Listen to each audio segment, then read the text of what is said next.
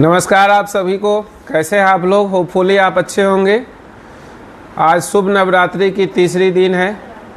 माँ जगत जननी से प्रार्थना है कि आप सभी ऐसे ही जीवन में खुश रहिए, मुस्कुराते रहिए, अपनों के साथ रहिए और आप सब इसी खुशी के साथ आपका दिन प्रतिदिन बीतते रहे और माँ जगत जननी का आशीर्वाद प्राप्त हो। जय माता दी। आज हम बात करेंगे, कल शुरू की थी FAQ की, जो RBI अपने मास्टर डायरेक्शन के अगेंस्ट में पब्लिक डोमेन के लिए एक FAQ जारी करती है। हमने कल शुरू किया था मास्टर डायरेक्शन ऑन KYC, जो फरवरी 25, 2016 को रिलीज हुई थी, जो RBI ने जून 2025 को उन्होंने एक FAQ जारी किया पब्लिक डोमेन में, जो लोगों को या बैंक्स को समझने में कुछ इशू जो असमंजस वाली स्थिति रहती है उनको क्लैरिफाई करने के लिए। उसी क्रम में आज हम बात करेंगे क्वेश्चन नंबर 19 की। कल 18 तक हमने डिस्कस की थी, 19 भी की थी, लेकिन 19 को आज फिर रिपीट करेंगे। तो क्वेश्चन नंबर 19 है, what is video based customer identification process. तो वीडियो बेस्ड आइडेंटिफिकेशन प्रोसेस एक अल्टरनेट मेथड है कस्टमर KYC का, जिसको हम फेशियल रिकॉग्निशन के थ्रू, सिक्योर लाइव चैनल के through, informed customer based consent, मतलब उनको कस्टमर को पहले से हम शेड्यूल दिए रहते हैं या उनको इन्फॉर्म किया रहते हैं कि आपका वीडियो इंटरेक्शंस होगा जो KYC प्रोसेस को कंप्लीट करेगा।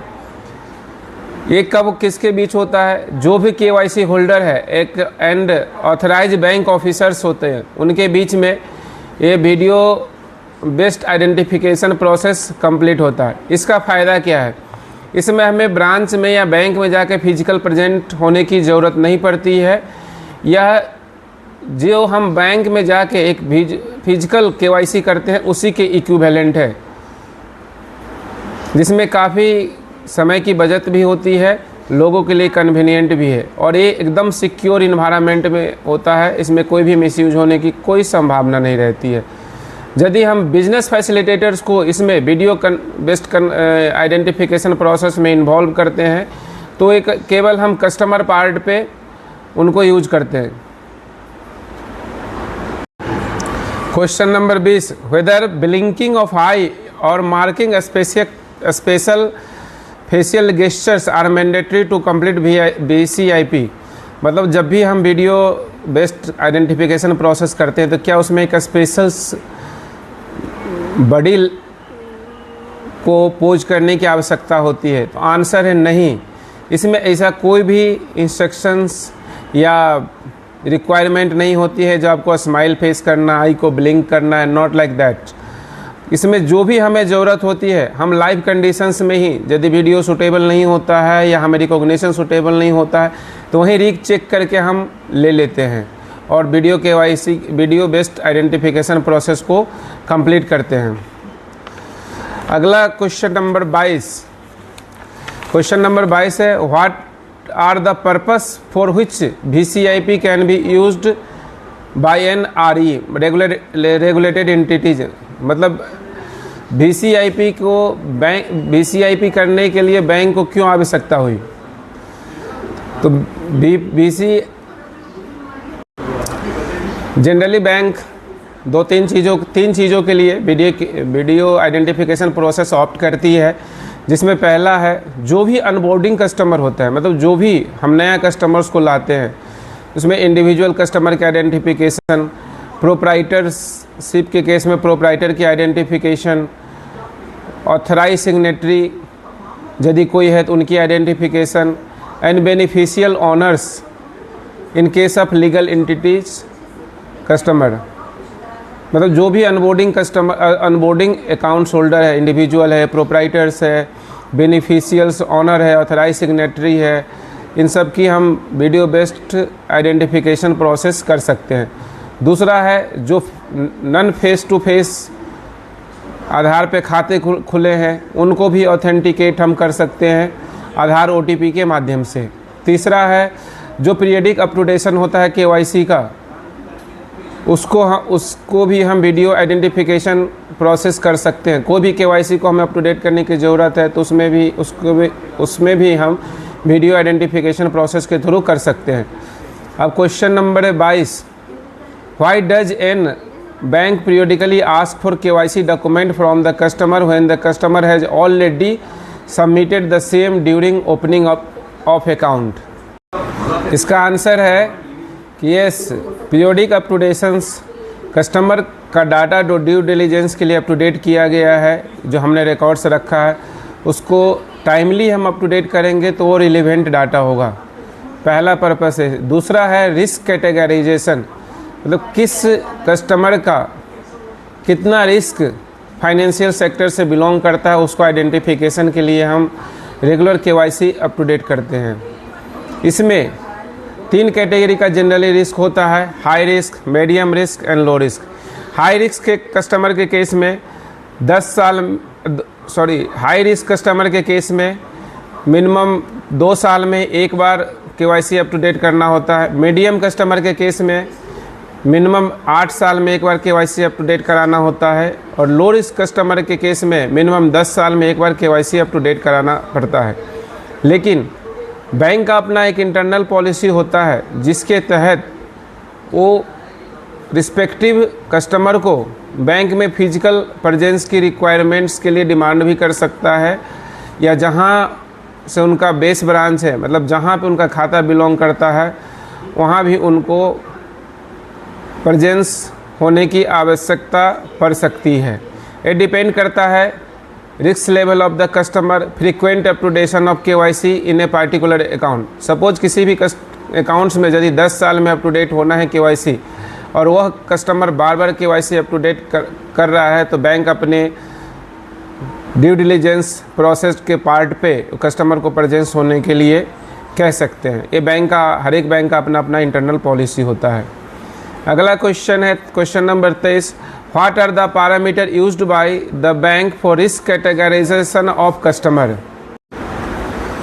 जो रिस्क कैटेगराइजेशन होता है उसके कई फैक्टर्स इन्वॉल्व होते हैं, जैसे उनका identification, social financial status, nature of business activity, information of their business and location, business कहाँ पे उसका अवस्थित है, किस एरिया में कस्टमर रह रहा है, किस टाइप का वो प्रोडक्ट लेना चाह रहा है, किस टाइप की मोड ऑफ डिलीवरी उन्होंने बैंक प्रोडक्ट लेने में ऑप्ट किया है, उसका ट्रांजैक्शन ऑफ टाइप क्या है, जैसे कैश, चेक, मनी इंस्ट्रूमेंट या जो डेली की ट्रांजैक्शन है। ये सारे मिला के कस्टमर का रिस्क प्रोफाइल बनाता है, और जिसको हम low risk, medium risk and high risk में क्लासीफाई करते हैं।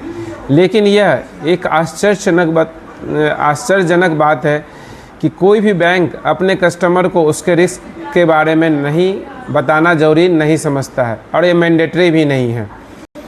अब अगला क्वेश्चन नंबर है 24, what are the mode for periodic uptodation of KYC individuals customer? मतलब केवाईसी अपटूडेशन के लिए क्या क्या मोड है। केवाईसी पीरियोडिक अपटूडेशन का 3-4 मेथड है, 3-4 तरीके से हम कर सकते हैं। सबसे पहला तो जहाँ भी खाता है जिस ब्रांच में, वो ब्रांच के थ्रू कर सकते हैं, उस बैंक के किसी भी दूसरे ब्रांच के थ्रू कर सकते हैं। दूसरा मेथड है सेल्फ डिक्लेरेशन। जहाँ कोई भी केवाईसी इन्फॉर्मेशन हमारा यदि चेंज नहीं हुआ है तो उसके केस में हम सेल्फ डिक्लेरेशन दे के केवाईसी अप टू डेट करा सकते हैं। यदि वह आइडेंटिटी वही है लेकिन यदि एड्रेस चेंज हुआ है, फिर भी उस केस में हमें ब्रांच जाने की ज़रूरत नहीं होती है, जिसके थ्रू हम अपने रजिस्टर्ड ईमेल आईडी से या एटीएम के थ्रू या डिजिटल चैनल, कोई भी इंटरनेट बैंकिंग, मोबाइल एप्लीकेशंस, जो भी मेथड हमारे पास इजीली अवेलेबल है उनके थ्रू बैंक को इंटीमेट करेंगे और हमारा केवाईसी अप टू डेट हो जाएगा। जो भी एड्रेस बैंक को प्रोवाइड करेंगे वो 2 मंथ का टाइम लेता है और एक पॉजिटिव कंफर्मेशन प्राप्त करके केवाईसी की जो प्रक्रिया है उनको कंप्लीट कर लेता है। तीसरा मेथड है आधार ओटीपी ई केवाईसी, जो हम अभी video based non face to face identification process की बात की है, उसके थ्रू भी हम अपना केवाईसी अप टू डेट कर सकते हैं। चौथा प्रोसेस है यदि हमने CKYCR में कोई एड्रेस और आइडेंटिटी के रिगार्डिंग अप टू डेट करी है, यदि कोई चेंज हुआ है तो उसको हमें CKYC के अनुसार भी हमें डॉक्यूमेंट देने की आवश्यकता है, यह भी मैंडेटरी भी है। Question number 25, what documents are needed to be periodical uptodation of KYC। हम ऑलरेडी बात कर चुके हैं, जिसके तहत 6 OBD हमें टाइम से देना है, नहीं चेंज है तो सेल्फ डिक्लेरेशन में देना है, वीडियो आइडेंटिफिकेशन प्रोसेस ऑप्ट करना है, EKYC जो आधार ऑथेंटिकेशन प्रोसेस है उनको ऑप्ट करना है। इस प्रक्रिया के थ्रू हम अपना KYC timely up to date करा सकते हैं। Question number 26, can the customer get acknowledgement from the banks after submitting the KYC document for periodic uptodation of KYC। क्या बैंक्स से कोई एक्नॉलेजमेंट कस्टमर प्राप्त कर सकता है जो अपने KYC जमा किया है? यस, ये मैंडेटरी भी है और बैंक को देना भी चाहिए, कंप्लायंस का पार्ट है। जो भी कस्टमर यदि हो एक बार बैंक में KYC अपटूडेशन के लिए या तो डॉक्यूमेंट या सेल्फ डिक्लेरेशन देता है तो उनको एक्नॉलेजमेंट प्रोवाइड करना है, और यदि इस केस में वो एक्नॉलेजमेंट प्रोवाइड नहीं किया है तो उनको पोस्ट अपटूडेशन मतलब KYC अप टू डेट करने के बाद जो भी अप टू डेट हुआ है उनको कस्टमर को इंटीमेट करना है। Question number 27, are the banks required to give the notice to the customer for completing his pending periodic uptodation. Yes, जो भी बैंक्स है वो कस्टमर को टाइमली अपने KYC अप टू डेट कराने के लिए इंटीमेट करेगी, उनको रिमाइंडर देगा। जो भी टाइम पीरियड को रहते हुए, ड्यू डेट से रहते हुए उनको अप टू डेट बैंकों द्वारा इंटीमेट किया जाएगा। Question number 28, what happen if periodic uptodation of KYC is not done even after advance intimation reminder. यदि वो कस्टमर फेल हो जाता है अपने KYC को अप टू डेट कराने में तो बैंक आगे स्टेप्स क्या ले सकती है? यस, इंडिया में एक एक्ट है prevention of money laundering rules 2005, जिसके तहत बैंक्स की दायित्व है कि कस्टमर द्वारा दिए गए आइडेंटिटी को टाइम से वेरीफाई करना और अप टू डेट करना। यदि कस्टमर फेल हो जाता है इसको देने में तो बैंक्स अकाउंट क्लोजर की प्रक्रिया को शुरू करेंगे। Question number 29, what should a customer do the if receive SMS email with link to complete periodic uptodation of KYC। मतलब RBI द्वारा यदि कोई SMS या लिंक KYC अपटूडेशन या बैंक द्वारा भेजी जाती है तो यह सही है या क्लिक करना चाहिए? तो इसका आंसर है कस्टमर को इसमें बहुत ही सतर्क रहने की ज़रूरत है। यदि वह एक कस्टमर के साथ फ्रॉड भी हो सकते हैं तो इनके लिए आपको RBI का KYC अपटूडेशंस का एक वीडियो जारी किया गया है, RBI caution against fraud in the name of KYC अपटूडेशंस, जिसके थ्रू आप अपने ज्ञान को वर्धन करके इन फ्रॉड से बचा जा सकता है। Question number 30, can a person purchase a demand draft payment order traveller cheque against cash? Yes, answer है yes. Demand draft payment order traveller cheque को भी परचेज कर सकता है, लेकिन 50,000 के नीचे अमाउंट तक का, मतलब 49,999 रुपये तक का। यदि इससे ऊपर है तो कस्टमर का अकाउंट डेबिट होगा, तभी ये तीनों चीज़ डिमांड ड्राफ्ट, पेमेंट ऑर्डर या ट्रेवलर चेक आप परचेज कर सकते हैं। ये केवल 50,000 कैश तक ही अलाउड है। Question number 31, what is the period presenting payment instrument including cheque, draft, pay orders, bankers check?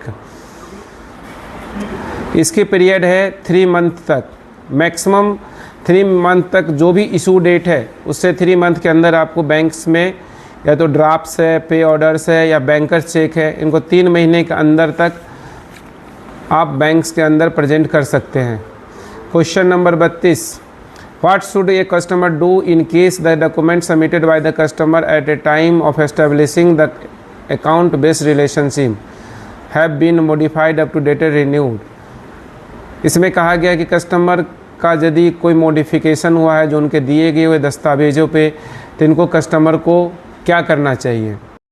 यदि कस्टमर कोई भी डेमोग्राफिक चेंज मतलब एक जगह से दूसरे जगह जाता है, उनका एड्रेस चेंज होता है, तो उनको 30 दिन के अंदर जो भी एक बैंक्स में अकाउंट है उस शाखा को 30 दिन के अंदर इन्फॉर्म करना आवश्यक है और इनको बैंक द्वारा एक्नॉलेज भी किया जाता है और अप टू डेट भी किया जाता है। Question number 33, whether all mode of customer onboarding is mention in the reply question number 30 are available to the person with disability. मतलब हमारे जो दिव्यांगजन है तो क्या वो नॉर्मल आदमी के लिए जो केवाईसी की फैसिलिटी अवेलेबल है क्या उनके लिए भी है? तो इसमें बेबाक आंसर है यस। जितने भी मोड ऑफ अकाउंट ओपनिंग है like face to face mode, non face to face mode या वीडियो बेस्ड कस्टमर आइडेंटिफिकेशन और आर अवेलेबल विद द हमारे दिव्यांगजन के लिए अवेलेबल है। Question number 34, whether the application of KYC periodic updation of KYC customer can be rejected automatically. जा question number 34, whether the application KYC periodic updation KYC of a customer can be rejected automatically. तो answer है नहीं। इसमें किसी भी bank से customer acceptance policy के तहत कोई भी केवाईसी एप्लीकेशन को ऑटोमेटिकली रिजेक्ट या डिनाई करने की पावर्स नहीं है।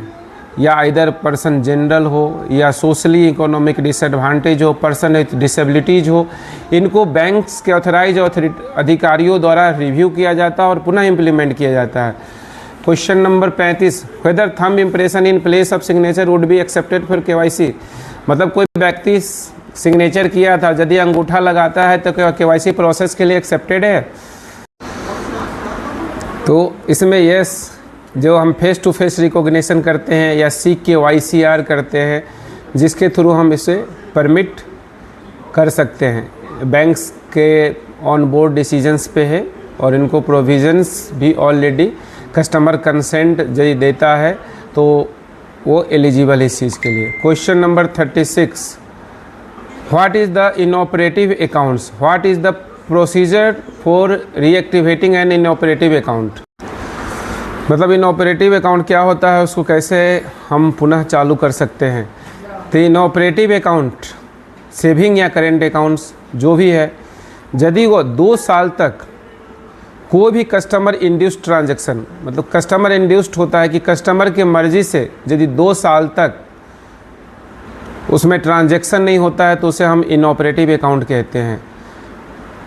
सपोज आपके खाता में पैसा जमा हो रहा है लेकिन साइन कोई और कर रहा है जो आपके थ्रू नहीं जमा हो रहा है, तो उसे भी हम कस्टमर इंड्यूस्ड ट्रांजैक्शन नहीं मानते हैं। फिर आप पेमेंट्स निकालते हैं अपनी सिग्नेचर से तो उसे कस्टमर इंड्यूस्ड ट्रांजैक्शन माना जाता है। तो यदि 2 साल तक ये कस्टमर इंड्यूस्ड ट्रांजैक्शन नहीं होता है तो खाता इनऑपरेटिव हो जाता है, जिनको आप पुनः ऑपरेट कर सकते हैं कि उसमें पुनः आपको KYC अप टू डेट कराना होता है। जो हम KYC अपटूडेशन की जो प्रोसेस है, video based identification process, home branch visit, bank के किसी भी शाखा के थ्रू विजिट्स, ये सारे प्रोसेस के थ्रू हम KYC को अप टू डेट करके खातों को पुनः ऑपरेटिव बना सकते हैं। क्वेश्चन नंबर 37 लास्ट क्वेश्चन है, what are the mode through which the inoperative account can be made operational.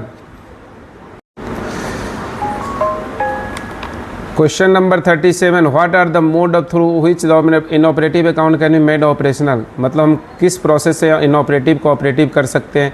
तो ये सिंपल आंसर है, कोई भी बैंक्स ब्रांच को विजिट करके अपने KYC अप टू डेट करा के या थ्रू वीडियो बेस्ड इंटरफेस के थ्रू हम कर सकते हैं। यदि बैंक्स हमें video based customer identification process का लिंक अवेलेबल कराया है तो हम उसके थ्रू भी अपने अप टू डेट KYC को अप टू डेट करा के ऑपरेट कर सकते हैं।